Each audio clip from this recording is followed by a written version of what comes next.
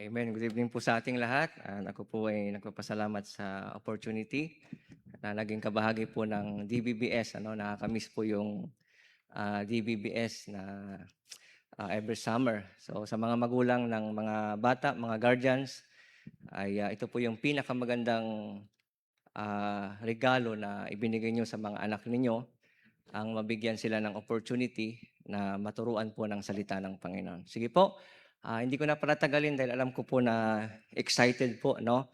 Yung mga magulang, mga guardians na makita po yung mga bata na tatanggapin ang kanilang mga certificate at yung kanilang mga accomplishment. Sige po, so buksan natin ang ating mga Bible sa Philippians chapter 2, verse 8, and then Romans chapter 5, verse 8. So dalawang verses ang ating babasahin. At inihilingan ko po na tayo pong lahat ay tumayo para po sa pagbabasa ng salita ng Panginoon. Yung mga bisita po namin, kung wala po kayong Bible, meron ho tayong monitor na nakalagay po dyan. Sige po, so Philippians chapter 2, verse 8. Sige po, sabay-sabay nating basahin ang verse 8. Ready? Read. And being found in fashion as a man, he humbled himself and became obedient unto death, even the death of the cross. Isa pa po sa may Romans chapter 5, verse 8. Romans chapter 5, verse 8. Okay, sabi dito sa verse 8. Sabay-sabay din nating basahin ang verse 8. Ready? Read. But God commended His love toward us, and that while we were yet sinners, Christ died for us.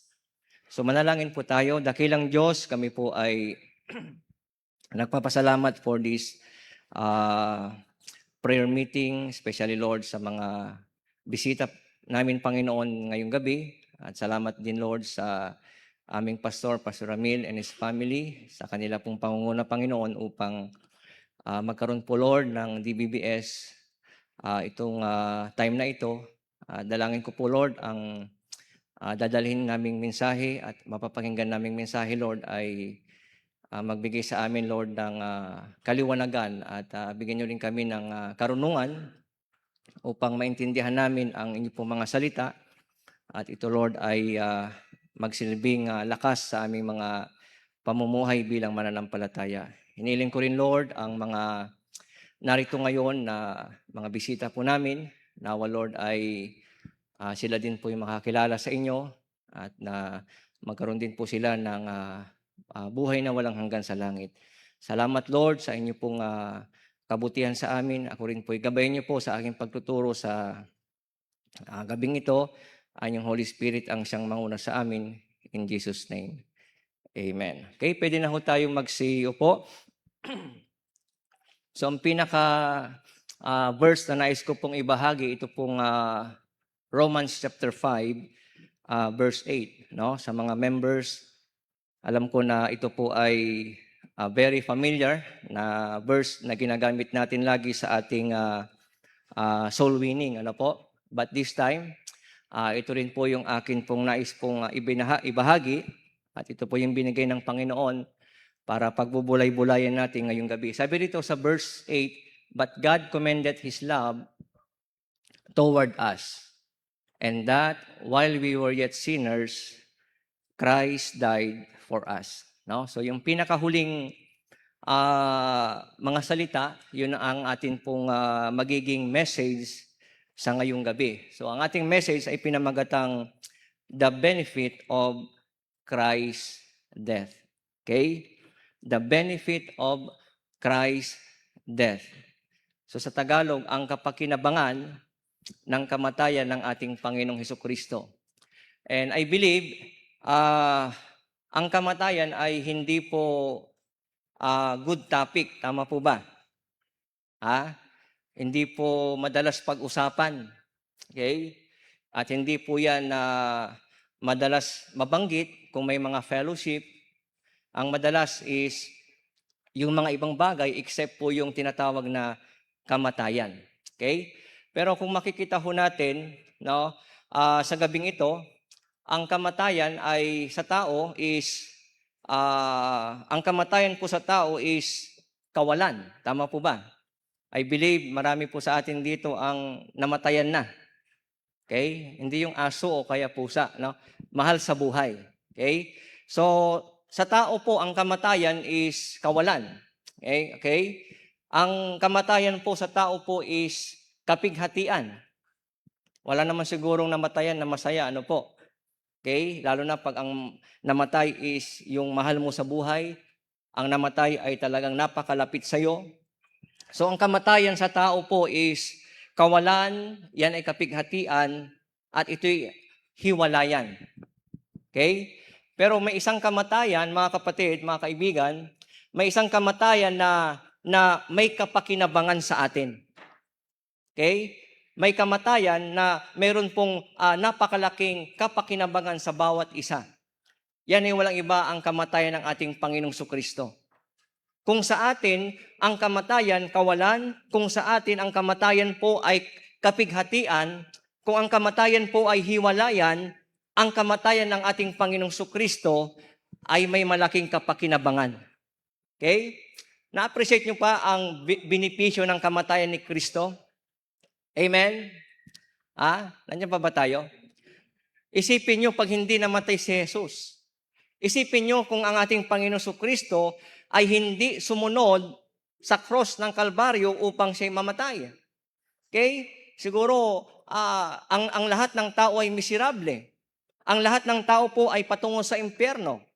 Pero praise the Lord, ang ating Panginoon, sabi po ng Romans chapter 5 verse 8, but God commended His love toward us while we were yet sinners, Christ died for us. Okay? So mabilis lang po at meron lang po akong 3 bagay na nais ibahagi ngayong gabi, ang mga kapakinabangan ng kamatayan ng ating Panginoon. Okay? So number 1 po, ang unang kapakinabangan sa kamatayan ng ating Panginoong Jesucristo is to give us life. That is the first benefit of Christ's death.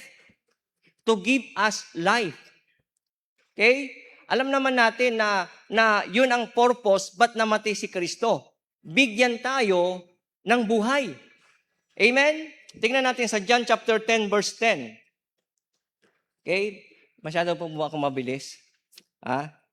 John chapter 10 verse 10. Sabi dito sa John chapter 10 verse 10, sabi dito sa verse 10, the thief cometh not, but for to steal, and to kill, and to destroy. Ang sabi po ng ating Panginoong Jesucristo, I am come that they might have life, and that they might have it more abundantly. Okay? Kung makikita po natin, especially sa mga bisita natin, okay, ang buhay na ito ay makikita natin mamaya, ano bang klaseng buhay meron na ibinigay ng Diyos sa atin? Pastor, buhay naman ako Yes, buhay ka ngayon physically.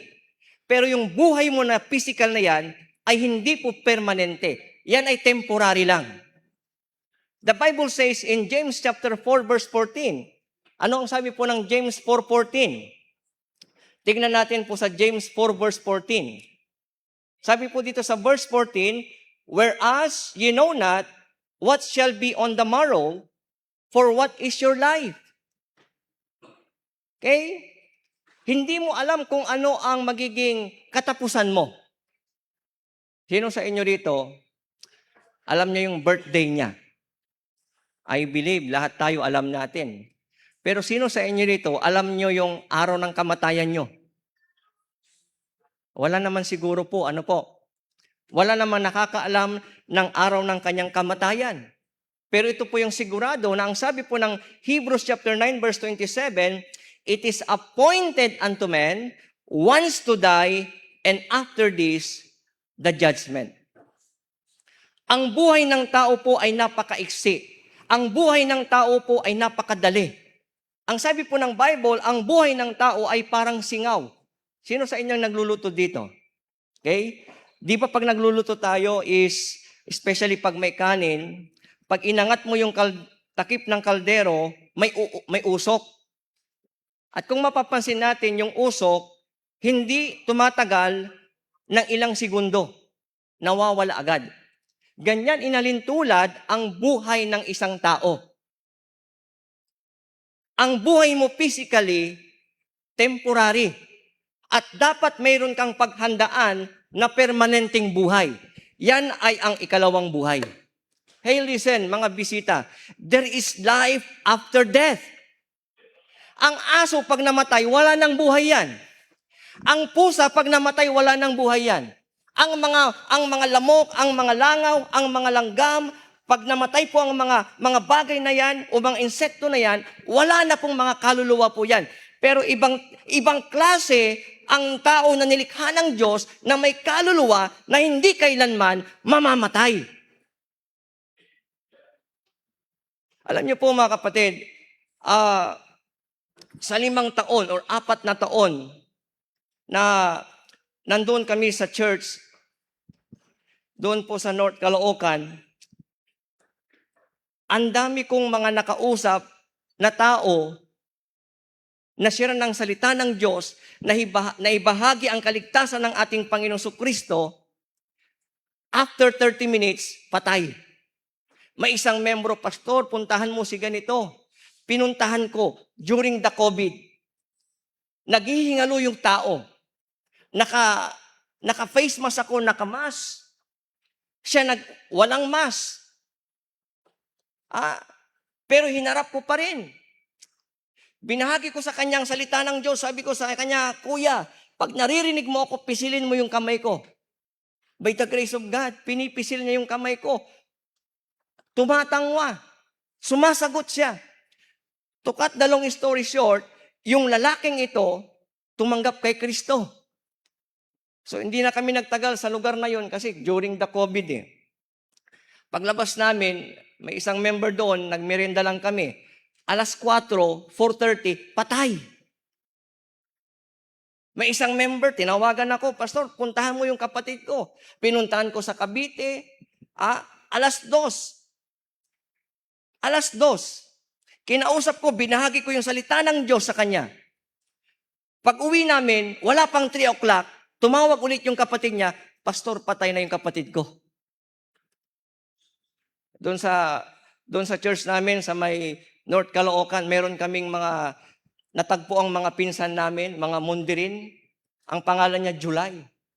Ang pangalan ko June, siya July. Okay? Tapos, nabahagi ko sa kanyang Word of God. Alam niyo ba ang Panginoon mismo ang nagdala sa akin sa lugar na yon? Last year, pinalo up ko pa siya. Last week, wala pang 40 years ang taon niya. Last week, binalita sa akin, patay. Hey, listen. Hindi permanente ang physical na buhay mo dito. Ang paghandaan mo, yung tinatawag na ikalawang buhay mo. At ang tanong ngayong gabi, saan mo itutuloy? Saan mo gustong ituloy ang buhay mo pag namatay ka? Ang buhay mo dito sa mundong ito, napakaiksi. Pero ang pinag-uusapan po natin, mga kapatid, mga kaibigan ko, walang hanggang buhay. Walang katapusang kaparusahan. Walang katapusang kaparusahan sa impyerno. Alam nyo, mga bisita po namin, please listen very carefully. Walang aksidente sa buhay natin. Hindi aksidente na nakaupo ka dyan ngayon sa upuan mo na yan. Hindi aksidente ng anak mo nandito sa DDBBS. Yan ay plano ng Diyos para marinig mo ang kanyang mga salita, maibahagi sa iyo ang salita ng Panginoon at makilala mo si Kristo at pag namatay ka, hindi ka sa impyerno pupunta, magkakaroon ka ng buhay na walang hanggan sa langit. Ulitin ko yung tanong, mga kaibigan, mga kapatid. Isang chance ka lang. Pag namatay ka, na hindi mo tinanggap si Jesus sa iyong puso, walang hanggang kaparusahan sa lugar ng impyerno. Kaya mga kapatid, may good news. Mga kaibigan, may good news ngayon. May namatay para sa iyo. Yan ay walang iba kundi si Kristo. Yan ang binipisyo ng kamatayan ni Jesus para bigyan ka ng buhay. Okay? Lagi kong sinasabi sa aking preaching sa mga, during ako po'y nagpipreach sa mga iba't ibang mga lugar, sabi ko sa kanila lagi, huwag kang mamatay na walang Kristo. Listen, mga bisita po namin, huwag ka ring mamatay na walang Kristo sa puso mo. Okay? That's the first benefit of Christ's death, to give us life. Kung makikita natin kanina, tignan nyo the thief cometh not but for to steal and to kill and to destroy. I am come, hey, listen, dumating ang ating Panginoong Kristo. Siya'y namatay sa cross sa isang purpose. Una, that they might have life. Anong buhay na yan? Yan ay buhay na walang hanggan sa langit. Ulitin ko ang tanong. Sigurado ka na ba pag namatay ka, itutuloy mo yung buhay mo kasama ng Panginoon sa langit? The second life na ibinigay sa atin ng Diyos is abundant life. Tingnan natin yung isa kanina. Tingnan niyo po yung verse na yon sa John chapter 10 verse 10. Alam niyo ba ang Panginoon pag nagbigay, kumpleto. Amen? Amen? Hindi ka lang binigyan ng eternal life. Ang sabi po ng Bible, and that they might have it more abundantly. Pagkatapos mong matanggap si Jesus Christ at hindi ka pa namamatay, habang nabubuhay ka sa mundong ito, bilang isang ligtas, bilang may Panginoon at may Kristo sa puso, you must have an abundant life. Tignan nyo ang Diyos pag nagbigay kumpleto, meron ka ng eternal life sa langit at habang nabubuhay ka sa mundong ito, meron ka pang abundant life. Alam nyo, ang mundo, listen very carefully. Ang mundo, ang basihan ng masaganang pamumuhay, pagsagana ka sa pera. Pag kumpleto yung gamit mo, pag mataas ang pinag-aralan mo, mga kapatid, mga kaibigan, yan ang basis ng mundo, ng masaganang pamumuhay. Pero sa isang totoong ligtas, sa isang taong may Kristo sa puso, hindi pera, hindi material, hindi edukasyon, hindi kalakasan ang basihan ng masaganang pamumuhay. Ang basihan ng pagiging masaganang pamumuhay kung kilala mo si Kristo at sumusunod ka sa kalooban ng Diyos sa buhay mo. Kayo po mga kapatid, mayroon bang garantiya bibigyan kayo ng 1 million, magiging masagana ang buhay nyo? Maraming mga bilyonaryo ngayon, miserable ang buhay. Maraming mga billionaires nasa kulungan. Merong isang babae na sikat, natabihan ko sa nag-Bible study ako sa correctional, si Napoles, ang tangkad pala niya, tas ang puti niya, billionaire, mayaman, pero nasa loob. Yan ba ang masaganang buhay? Marami ngayon ang bilyonaryong mga tao, pero ang buhay, miserable. Kaya kapatid, kung ikaw ay talagang totoong Kristiyano, tinanggap mo na si Kristo, dapat ang nararanasan mong buhay, masaganang buhay, dahil kapiling mo ang Diyos sa buhay mo. Alam niyo ba yung kahit walang gaanong pera, walang gaanong ulam. Alam mo yung kahit kapos sa budget, hindi maganda ang bahay, pero masaya ang pamilya dahil naglilingkod sa Panginoon. Yan ang masaya at masaganang pamumuhay. Okay? Nandiyan pa ba tayo? Bilisan ko na lang po dahil 30 minutes lang ho tayo. Excited na itong mga bata. Amen? Nakakatuwa na sila po ay narito. So number 2, the benefit of Christ's death. Ikalawang bagay na ibinigay ng ang binipisyo o kapakinabangan ng kamatayan ni Kristo to bring us light. Una, bigyan ka ng buhay. At anong buhay na yan?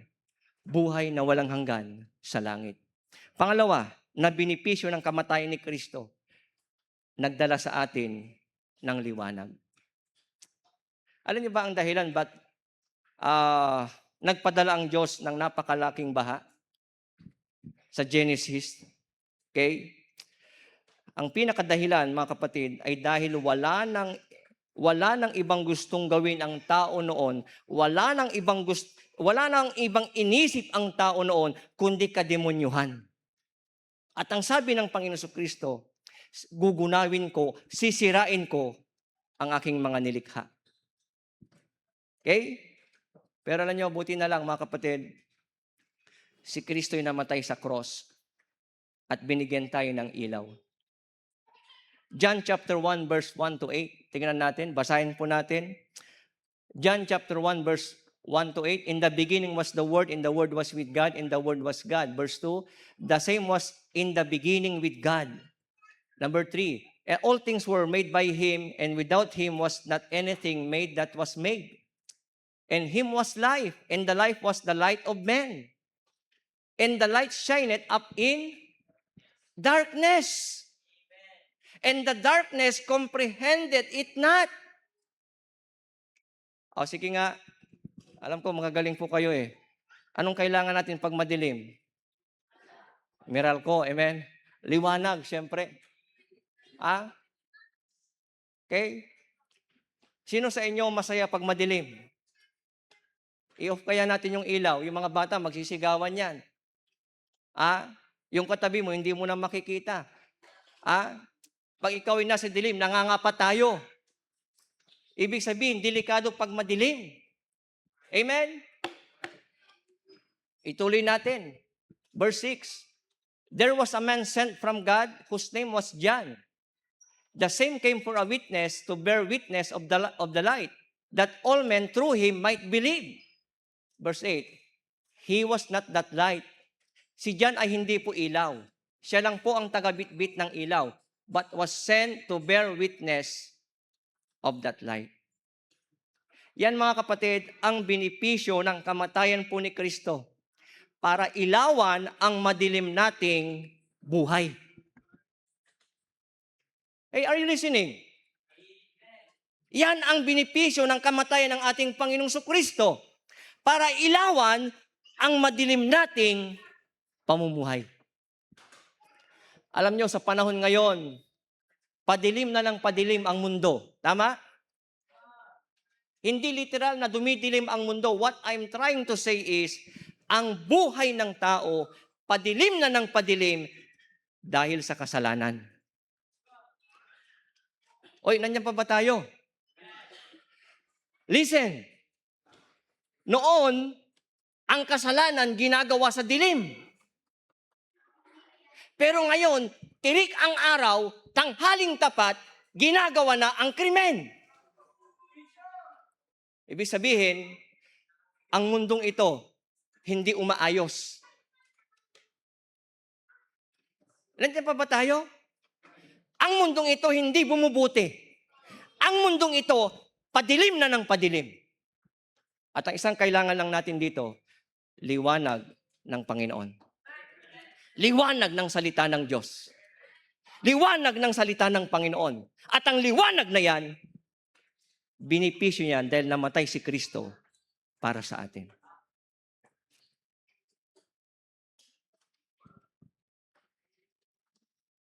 Mga kapatid,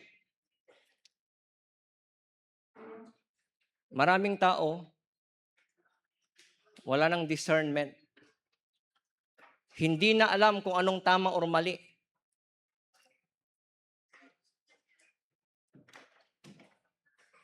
Bakit hindi na natin alam ang tama or mali? Kulang tayo sa liwanag. Ano ba ang purpose ng liwanag?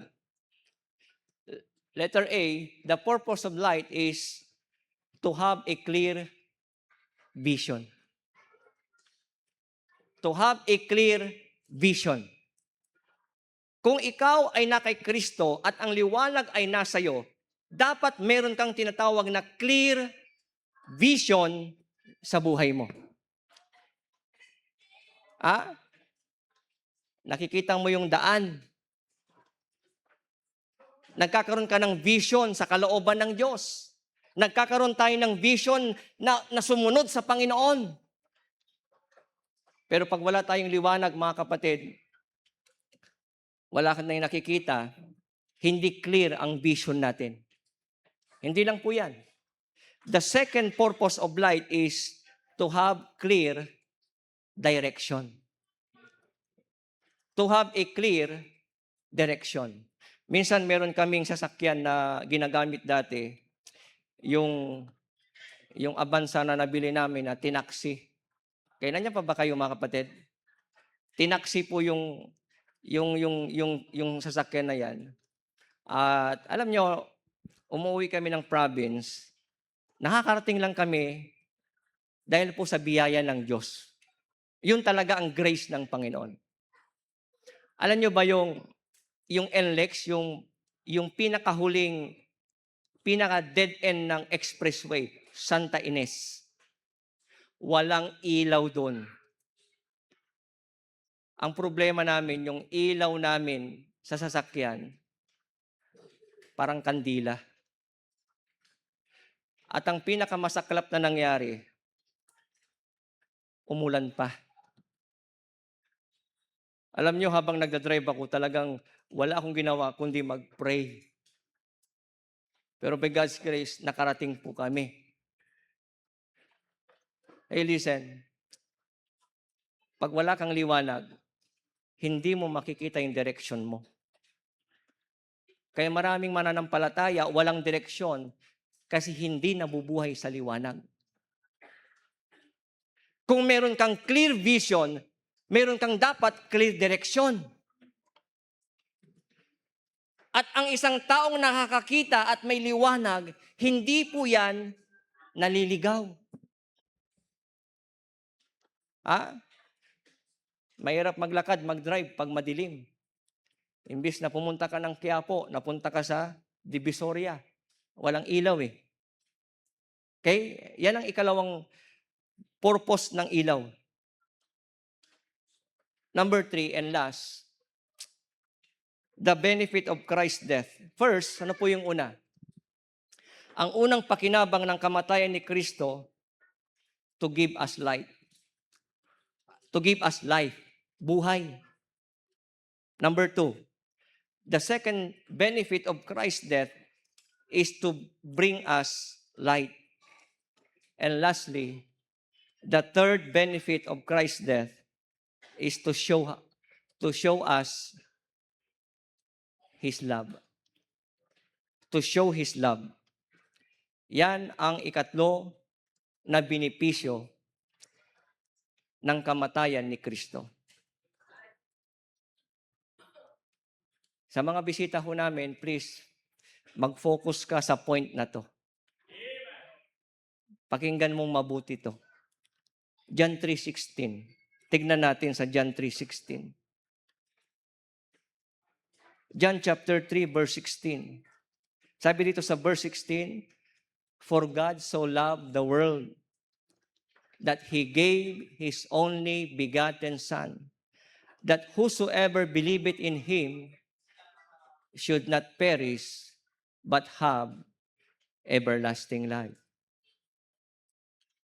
Alam niyo po, ang pag-ibig, ang realidad po ng pag-ibig ay ito. Listen very carefully. Pwede kang magbigay na walang pag-ibig. Tama po ba? Ako po'y sumasakay po ng jeep. Pag pumupunta ako sa mga Bible study ko, sa mga prison, madalas may sumasampa sa sinasakyan naming jeep na yung mga, kanina yung ano, may mga tugtog na yung may drum siya. Badyaw ba yan? Ah? Alam nyo, nagbibigay ako out of mercy or out of guilt. Kasi minsan naawa ako, minsan nagigilty ako kasi hindi ko siya nabigyan. Alam mo yon, nagbibigay ka lang kasi naawa ka. Nagbibigay ka lang kasi nagigilty ka. Pero tandaan niyo po mga kapatid, hindi ka pwedeng magmahal na walang ibinibigay. Kaya nga ang sabi po ng John 3:16, for God so loved the world. Amen? Hindi nagtapos ang pag-ibig ni Kristo, hindi siya nagmahal na walang binigay. That's why for God so loved the world that He, mga bata, anong binigay ng Panginoon? That He gave His only begotten Son, that whosoever believeth in Him should not perish, but have everlasting life. Nandiyan pa ba tayo? Paano ba magmahal ang Diyos? Matatapos na tayo, mga kapatid, mga kaibigan. Paano ba magmahal ang Panginoon? God's love is unconditional. Ang Diyos pag nagmahal, ang Diyos pag umibig, walang hinahanap na kapalit. At paano ka minahal ng Diyos? Paano magmahal ang Diyos? Mahal ka ng Diyos, hindi dahil. Nandiyan pa ba tayo? Mahal ka ng Diyos, hindi dahil. Kasi pag mahal ka ng Diyos dahil cute ka, kawawa yung hindi cute, tama? Kung mahal ka ng Diyos dahil maganda ka, paano yung katabi mo? Joke lang po. Kung mahal ka ng Diyos dahil matangkad ka, paano yung mga hindi matangkad?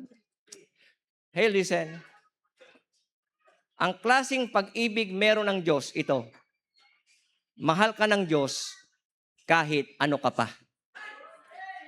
Hey, mahal ka ng Diyos kahit ano ka pa.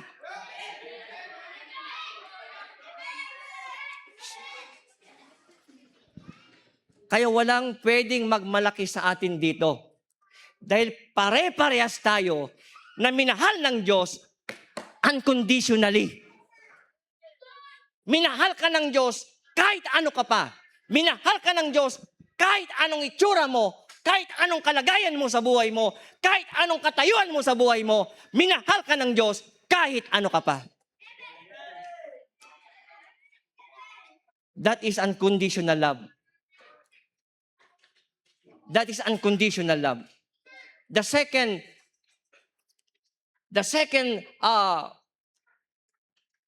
kind of God's love is unstoppable love.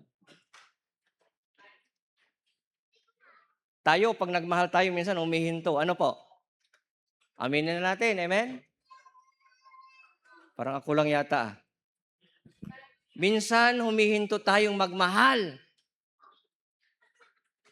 Minsan, ang pag-ibig ng tao, humihinto. Minsan, ang pag-ibig ng tao, nababawasan. But God's love is unstoppable love. Hindi niyo po ba alam na kahit sa pinakahuling hininga mo, nais ipadama ng Diyos ang pag-ibig niya sa buhay mo? Naalala niyo po ba yung mga kinuwento ko kanina? Na 30 minutes, pagkatapos kong kausapin, patay. Nangangahulugan lamang po at pagpapakita na sa pinakahuling hininga ng tao, nais ipadama ng Diyos ang pag-ibig niya sa bawat isa. Magtatapos tayo sa ganitong, tapusin ko po itong preaching sa isang katanungan na ito. Meron po akong narinig na tanong na ito. Sabi doon sa tanong, kung ang Diyos ay pag-ibig, bakit niya hinahayaan na ang isang tao mapunta sa impyerno? Siguro narinig nyo na yung tanong na yan. Totoo naman, may point naman eh. Bakit, kung ang Diyos ay pag-ibig, bakit mayroong mga tao sa impyerno? Bakit pinapadala niya ang tao sa impyerno? Hey, listen. Hindi pinapadala ng Diyos at pinapayagan ng Diyos ni isa mapahamak sa impyerno. 1 Peter chapter 3 verse 9, God is not willing that any should perish, but all should come to repentance. Hey, listen. Hey, listen. Hindi gusto ng Diyos ni isa ang tao mapahamak sa impyerno. Bagkus ang lahat ay magsisi para mapunta sa langit. Hey, listen. Hell is a choice. Heaven is a choice. Magreklamo ka pag wala kang opsyon. Magreklamo ka pag walang langit. Magreklamo ka kung puro impyerno lang. Pero ang biyaya po ng Diyos, may langit na naghihintay sa lahat ng kikilala kay Kristo at tatanggap sa Kanya bilang sarili niyang Panginoon tagapagligtas ng buhay niya. Hindi kalooban ng Diyos ni isa mapahamak sa impyerno. Listen, magreklamo ka, magalit ka pag walang langit. Ako mismo ang mauuna na magreklamo, magagalit kung walang opsyon. Pero good news, si Kristo namatay.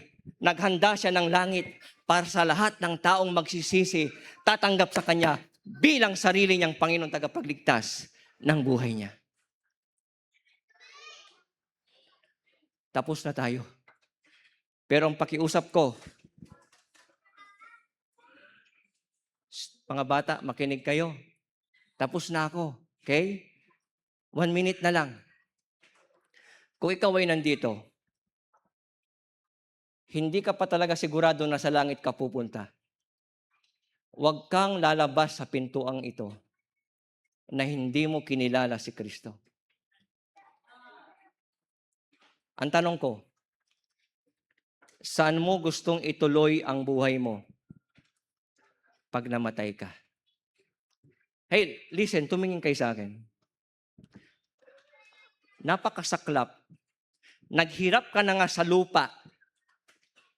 Naghirap ka na nga sa mundong ito. Namatay ka pa. Itutuloy mo pa ang buhay mo sa dagat-dagatang apoy sa impyerno. Yan ang masakit na trahedya na pwedeng mangyari sa buhay mo. Pero listen, huwag kang mag-alala. May good news. May naghihintay na langit para sa iyo. Namatay si Jesus para bigyan ka ng buhay na walang hanggan sa langit. Okay? To give us life, to bring us light, and to show us His love. Yuko natin ang ating mga ulo, ipikit natin ang ating mga mata. Kaibigan, kung nandito ka ngayon, narinig mo, klaro ang mensahe ng Panginoon. Alam ko, hindi aksidente ito. Ang tanong ko sa iyo, kaibigan, sigurado ka na ba na mayroon kang buhay na walang hanggan sa langit? Ang buhay mo, physically, hindi permanente. Mayroong buhay pagkatapos ng kamatayan. Ang tanong ko, saan mo gustong ituloy ang buhay mo pag namatay ka? Heaven is a choice, and hell is a choice. Kaibigan, piliin mo ngayon na sampalatayanan si Kristo. Ang relihiyon hindi makakapagligtas. Ang kabutihan mo hindi makakapagligtas. Ang church na ito, ang baptist, hindi makakapagligtas. Dahil si Kristo ang namatay lamang para magkaroon ka ng buhay na walang hanggan sa langit. Meron ba dito? Pastor, gusto kong makasiguro na pag ako'y namatay sa langit pupunta. Nais kong tanggapin si Kristo. Nais kong sampalatayanan si Jesus. Nais kong magkaroon ng buhay na walang hanggan sa langit. Manatili tayo na kayo kung nakapikit. Kung nais mong tanggapin si Kristo, nais mong ituloy ang buhay mo pag namatay ka sa langit, kapupunta. Please, be serious. Itaas mo ang kanang kamay mo, Pastor, nais kong tanggapin si Kristo. Okay, nakita ko yan. Meron pa. Maging seryoso ka, kaibigan, kapatid, maging seryoso ka. Hindi mo alam ang buhay mo. Meron pa ba? Pastor, nais kong tanggapin si Kristo. Huwag kang mahihiya, huwag mong ikahiya. Itaas mo ang kanang kamay mo. Hinihilingan ko po lahat po ng nagsitaas ng kamay. Pwede kayong tumayo. Sa lahat po ng mga nagsitaas ng kamay, please, tumayo ka. Kung nais mong tanggapin si Jesus sa puso mo, please be serious. Kung nais mo siyang tanggapin sa puso mo, tumawag ka sa Kanya. Sabihin mo sa Kanya ito. Panginoong Jesus, sa oras na ito, ako po'y lumalapit sa inyo. Humihingi ng tawad. Nagsisisi sa lahat ng aking kasalanan. Panginoong Jesus, ako'y naniniwala na kayo po ang namatay upang bayaran ang lahat ng aking kasalanan. Kaya sa oras na ito, binubuksan ko po ang aking puso at tinatanggap kita bilang sarili kong Panginoon at tagapagligtas ng aking buhay. Maraming salamat. Manatili lang tayo nakayuko, nakapikit. Gusto ko rin pong extend ang ating pong invitation sa ating mga members. Ngayon, meron ka ng buhay na walang hanggan. Ang tanong, saan natin ipapagamit iyan? Hindi lang buhay na walang hanggan ang binigay sa atin ng Diyos. Binigyan tayo ng masaganang buhay. Binigyan tayo ng masaganang buhay. Habang tumutugtog po ang ating pianist, ibigay ko kay Brother Maning.